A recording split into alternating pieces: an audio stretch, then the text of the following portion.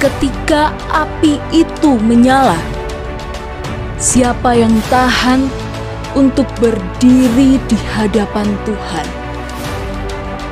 Kita akan mendengar pesan Tuhan tentang revival again, atau kebangunan rohani kembali dari para hamba Tuhan di Indonesia. Program ini dapat Anda saksikan melalui channel YouTube Makan Netizen. Salam Bapak Ibu yang diberkati oleh Tuhan. Pada saat sore hari ini kami akan sampaikan kebenaran firman Tuhan, yaitu revival again. Tentunya kita semuanya merindukan satu kebangunan rohani, dan setiap hamba-hamba Tuhan, orang-orang percaya, kita merindukan di mana kita melayani, di desa-desa kita, di kota-kota kita, bahkan di seluruh Indonesia.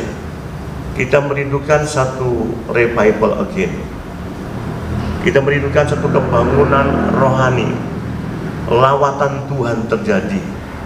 Jikalau itu terjadi, kita akan melihat akan banyak lutut bertekuk, akan banyak lidah mengaku bahwa Tuhan Yesus Kristus itu adalah Tuhan yang satu-satunya, bahwa di bawah kolong langit ini, di atas bumi, tidak ada nama lain yang olehnya kita diselamatkan, hanya nama Tuhan Yesus Kristus. Pada sore hari ini kami akan membaca firman Tuhan yang terambil di dalam 2 Tawarik pasal yang ke-7 ayatnya yang ke-12 sampai ayatnya 14. Kemudian Tuhan menampakkan diri kepada Salomo pada malam hari dan firman-Nya kepadanya, telah kudengar doamu dan telah kupilih tempat ini bagiku sebagai rumah persembahan. Bila mana aku menutup langit sehingga tidak ada hujan, dan bila mana aku menyuruh belalang memakan habis hasil bumi, dan bila mana aku melepaskan penyakit sampar di antara umatku, dan umatku yang atasnya namaku disebut merendahkan diri, berdoa dan mencari wajahmu, lalu berbalik dari jalan-jalannya yang jahat, maka aku akan mendengar dari surga dan mengampuni dosa mereka serta memulihkan negeri mereka. Kita berdoa. Tuhan Yesus, kami datang padamu. Kami merindukan negeri kami di setiap provinsi yang ada di Indonesia, setiap kota, kabupaten, setiap desa, bahkan di lembah sekalipun. Kami rindu ada satu revival, ada satu kebangunan rohani, ada lawatan Tuhan terjadi di bangsa kami ini. Di dalam nama Tuhan Yesus, kami mau mendengar, menerima kebenaran firman-Mu. Haleluya, amin. Saudara yang diberkati oleh Tuhan Yesus, kalau kita perhatikan dalam bacaan kita pada saat sore hari ini, bahwa ayat ini Salomo sedang memohon berkat. Salomo merindukan yaitu kebangunan rohani. Salomo merindukan satu revival. Salomo merindukan satu penyertaan Tuhan atas keselamatan. Namun Tuhan dia mengajukan satu syarat, untuk kita bisa mengalami satu revival, kita bisa mengalami satu kebangunan rohani. Allah memberikan syarat supaya itu terjadi. Saudara yang diberkati oleh Tuhan Yesus, dunia sedang menuju pada kebangkrutan moral. Bukan hanya orang-orang dunia yang sedang meluncur bebas ke dalam kubang dosa dan kejahatan. Orang-orang rohani pun banyak yang terjerat dalam dosa, kemunafikan. Tidak sedikit petinggi-petinggi gereja ya, yang terlibat korupsi, yang terlibat ketamakan, yang terlibat kekerasan, yang terlibat perselingkuhan dan lain sebagainya. Itulah gambaran iman Kristen yang sedang mengalami kemerosotan alias terjun bebas dari segi kualitas dan kuantitas. Saudara yang diberkati oleh Tuhan Yesus Kristus, jikalau situasi ini dibiarkan terjadi, gereja lambat laun menjadi, yaitu gereja akan menjauh dari panggilannya semula, yaitu eklesia, yang artinya membawa orang dari kegelapan kepada terang Allah.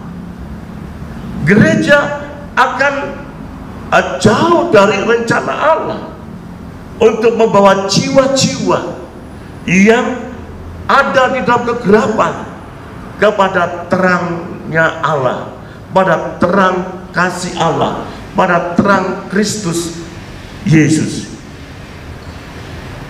Yang selanjutnya, kalau itu dibiarkan, ya, situasi itu terjadi, gereja juga akan menjauh dari panggilannya, yaitu menjadi berkat bagi bangsa-bangsa.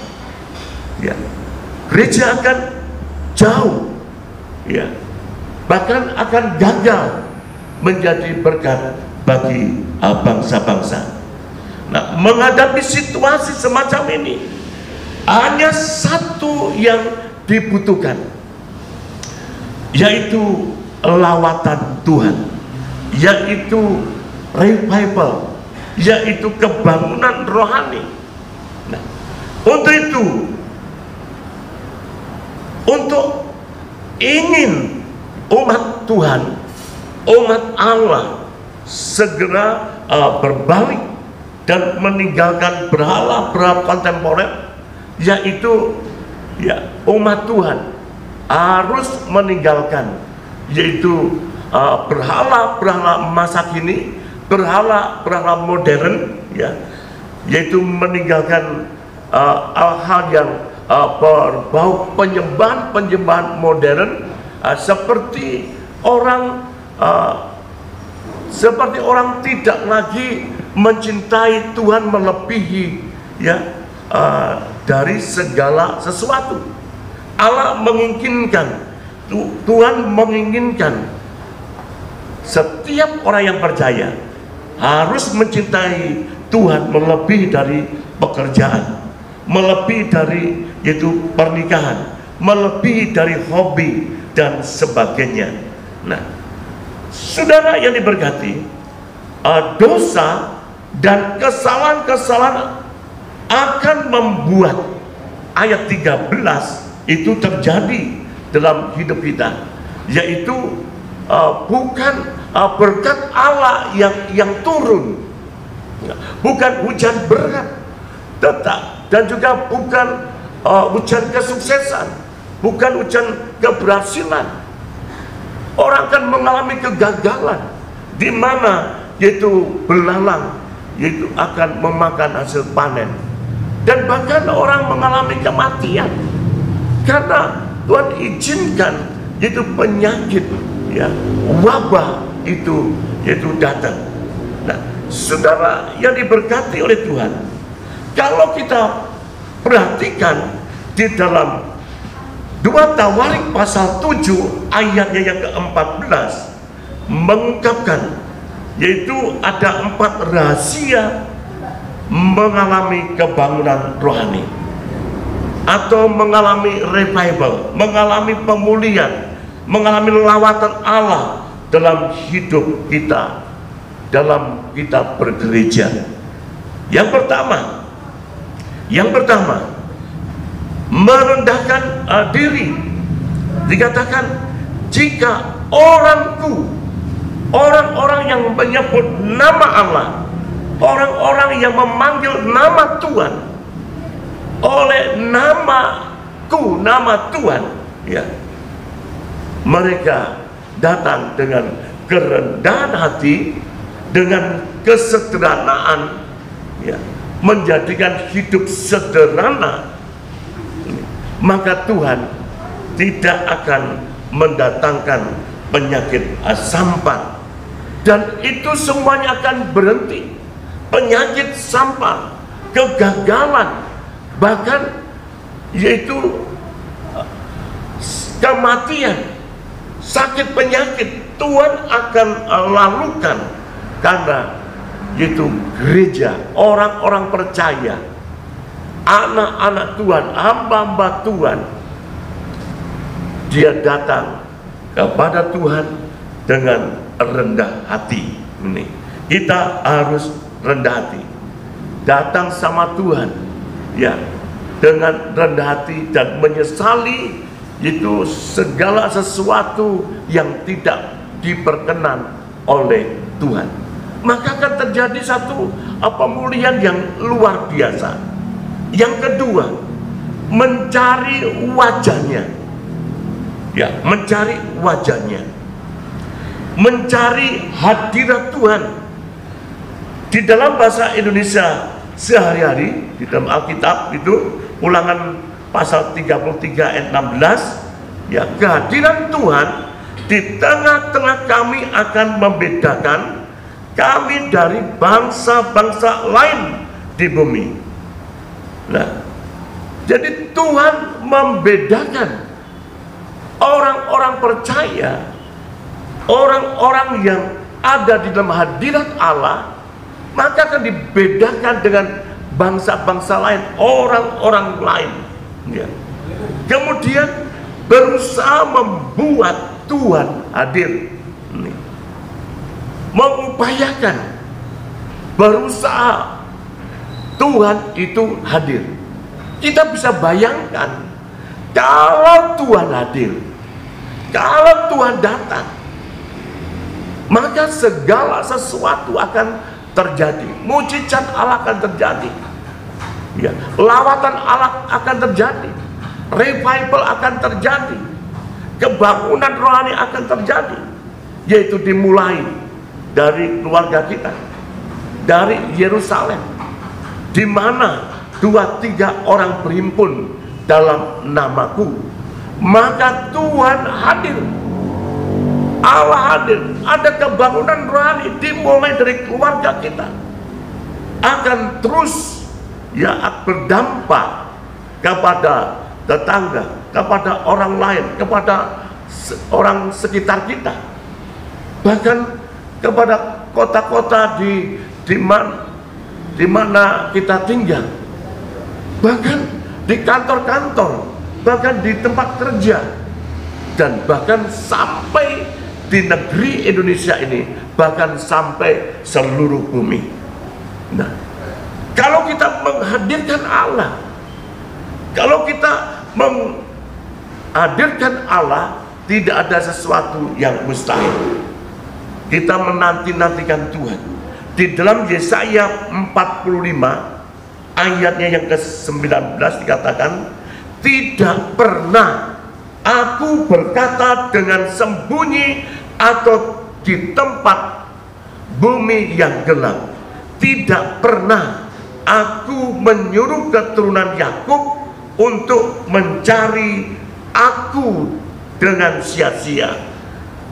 Aku, Tuhan, selalu berkata benar, selalu memberitakan apa yang lurus. Nah, di dalam Alkitab bahasa Indonesia sehari-hari, ya, Yesaya 45 ayat 19, Aku tidak menyuruh umatku Israel mencari aku dengan percuma. Nah, luar biasa sekali. Orang yang mencari Allah, orang yang menanti-nantikan Allah, ya, dia tidak mengalami kesia-siaan. Dia akan mengalami sesuatu yang luar biasa di dalam hidupnya. Karena Allah itu yang kita nanti-nantikan itu, dia adalah Allah yang setia. Dia adalah Allah yang peduli. Dia Allah yang mengerti. Dia adalah Allah yang tahu persis akan kerinduan kita, akan yaitu mimpi kita, akan kebutuhan kita, bahkan apa yang menjadi keinginan kita, kehendak kita. Allah tahu. Oleh karena itu kita mau menghadirkan Allah, kita mau menanti-nantikan Allah di dalam hidup saudara dan saya, di dalam gereja Tuhan. Kita menghadirkan Allah di dalam keluarga kita, ya, di dalam kita bergereja, di kantor kita, di tempat kita bekerja, dimanapun kita beraktivitas. Kita menghadirkan Allah, kita menanti-nantikan Allah. Dan orang yang menanti-nantikan Allah tidak akan sia-sia, tidak akan sia-sia, karena Allah yang kita nantikan itu di dalam Yesus Kristus Tuhan, dia adalah Allah yang setia. Allah yang setia. Yang selanjutnya, supaya terjadi satu revival again, kebangunan rohani, yang ketiga kita harus berdoa. Kita harus berdoa. Di dalam Yakobus pasalnya yang keempat, ayat yang kedua, kamu mengingini sesuatu tetapi kamu tidak memperolehnya, lalu kamu membunuh. Kamu iri hati tetapi kamu tidak mencapai tujuanmu, lalu kamu bertengkar dan kamu berkelahi. Kamu tidak memperoleh apa-apa karena kamu tidak berdoa. Jadi saudara kasih, kalau kita punya keinginan, punya kerinduan, kalau kita merindukan ada lawatan Allah, ada revival, ada kebangunan rohani, kita bersehati bersama-sama untuk berdoa. Kita harus berdoa dan berdoa. Di dalam keinginan apapun, kerinduan apapun, kita harus berdoa. Di dalam 1 Tesalonika pasal yang kelima, ayat yang ke-17, dikatakan, tetaplah berdoa. Tetaplah berdoa. Berdoalah senantiasa.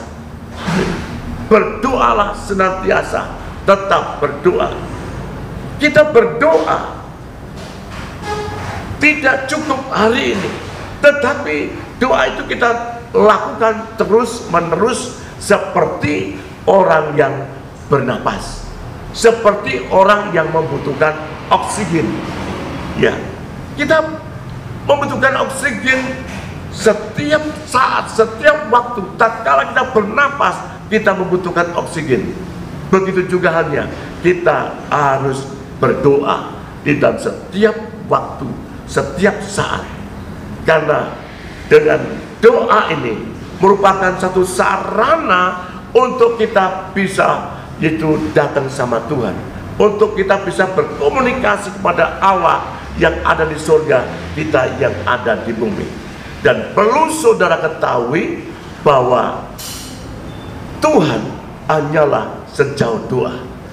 Jika kita berdoa, pasti Tuhan hadir. Allah itu hadir.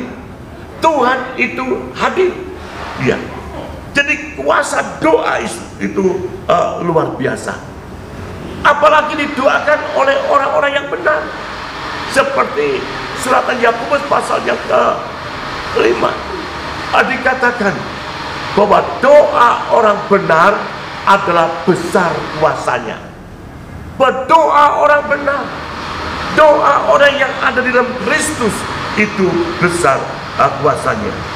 Nah, berdoalah, ya. Karena berdoa adalah berhubungan dengan yaitu Bapa yang ada di dalam kerajaan surga secara pribadi. Kita berdoa. Kalau engkau merindukan kebangunan rohani, kalau engkau merindukan satu revival mulai dari keluargamu, yaitu di mana kita melayani, di mana kita tinggal, harus kita berdoa. Ya, harus kita berdoa. Selanjutnya, kalau kita merindukan satu kebangunan rohani, revival, yaitu kita harus berbalik dari jalan yang fasik. Kita harus berbalik dari jalan orang fasik. Berbalik artinya memutar haluan. Istilah umumnya dipakai bertobat, tidak mengulang lagi hal-hal yang mendatangkan hukuman. Bertobat, berbalik 180 derajat, tidak mengulangi lagi perbuatan-perbuatan yang tidak berkenan sama Tuhan, ya, supaya terjadi satu revival. Nah, saudara yang diberkati, kalau saudara dan saya kita merendahkan diri di hadapan Allah, kita mencari wajahnya, kita berdoa kepada Tuhan, dan kita berbalik dari jalan yang fasik, bertobat, dan ada dampak yang luar biasa, di mana Allah yang kita sembah itu, Dia mendengar. Dia mendengar. Kalau Allah mendengarkan, Allah akan memulihkan. Allah akan membuat satu revival. Allah akan membuat satu kebangunan rohani. Saudara yang diberkati, coba kita lihat di dalam kitab Yeremia pasalnya ke-33 ayatnya yang ke-6, saya bacakan. Sesungguhnya aku akan mendatangkan kepada mereka kesehatan dan kesembuhan, dan aku akan menyembuhkan mereka dan akan menyingkapkan kepada mereka kesejahteraan dan keamanan yang berlimpah-limpah. Ayat ke-7, aku akan memulihkan keadaan Yehuda dan Israel dan akan membangun mereka seperti dahulu. Ayat 8, aku akan mentahirkan mereka dari segala kesalahan yang mereka lakukan dengan berdosa terhadap aku, dan aku akan mengampuni segala kesalahan yang mereka lakukan dengan berdosa dan dengan memberontak terhadap aku. Ayat 9, dan kota ini akan menjadi pokok kegirangan, ternama, terpuji, dan terhormat bagiku di depan segala bangsa di bumi yang telah mendengar tentang segala kebajikan yang kulakukan kepadanya. Mereka akan terkejut dan gemetar karena segala kebajikan dan segala kesejahteraan yang kulakukan kepadanya. Itulah saudara-saudara yang kasih, dampak akibat saudara dan saya datang sama Tuhan, berdoa kepada Tuhan, mencari wajah Tuhan, dan bertobat di hadapan Tuhan, maka revival itu terjadi. Ya. Apa yang baik itu terjadi, saudara yang diberkati oleh Tuhan Yesus. Ya. Allah mendatangkan segala sesuatu yang baik. Ya. Allah menyembuhkan, Allah memberikan kesehatan, dan Allah menyingkapkan ya satu kesejahteraan kepada orang-orang yang datang sama Tuhan dengan rendah hati, mencari wajah Tuhan, berdoa dan bertobat.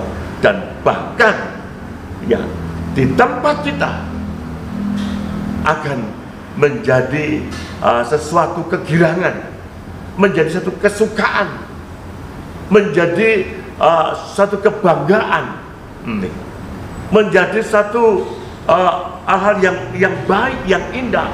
Mata orang akan tertuju melihat bagaimana Tuhan memberkati dan memulihkan kita semuanya.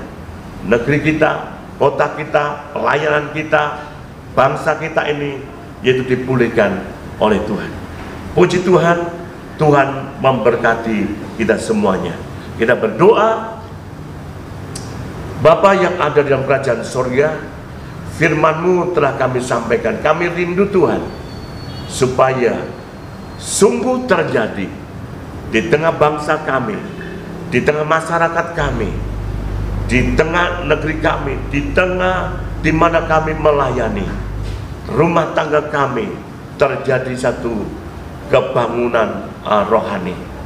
Kebangunan rohani terjadi kalau kami semuanya mau datang sama Tuhan dengan kerendahan hati, mencari wajah Tuhan dengan sungguh-sungguh, menghadirkan Tuhan di dalam hidupnya, berdoa kepada Engkau, karena Allah yang mendengar dan Engkau akan menjawab. Begitu juga kalau kami mau bertobat, maka sesuatu akan terjadi, yaitu revival again, yaitu kebangunan rohani terjadi di negeri kami ini. Terima kasih ya Tuhan Yesus. Kami berdoa untuk setiap keluarga-keluarga orang percaya, keluarga-keluarga hamba Tuhan, keluarga-keluarga pelayan-pelayan Tuhan, dimanapun mereka berada. Tuhan memberkati mereka semuanya, mengalami satu kebangunan rohani. Terima kasih Tuhan, terima kasih. Di dalam nama Tuhan Yesus kami mengucap sudah berdoa. Haleluya, amin. Salam.